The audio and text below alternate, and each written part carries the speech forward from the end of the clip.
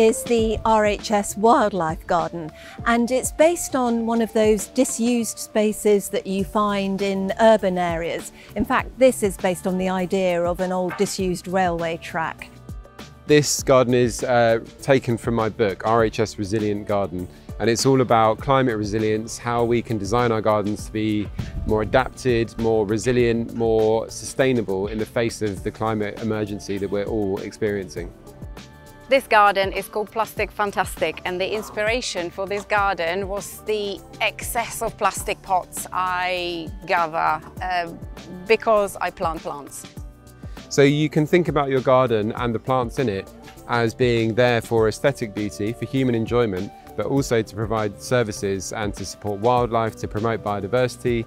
As you can see in this space, it's covered in insects. So just thinking about your garden more holistically, thinking about all the services that your garden can provide, that's a really good way to start to be more climate resilient. If you're trying to make a garden more wildlife friendly, there are some key things you should consider. The fact that wildlife needs some shelter, needs food, and it needs water. We all go into a garden nursery and we buy things we like for the colour, for the shape, not because they're suitable. We just fall for the hype. And that's not always the way to do it, because not every plant likes every space, and then you're failing and you have to go back for more plastic. So at the moment, you know, it's been 30 degrees, it's been incredibly hot, it's been very dry.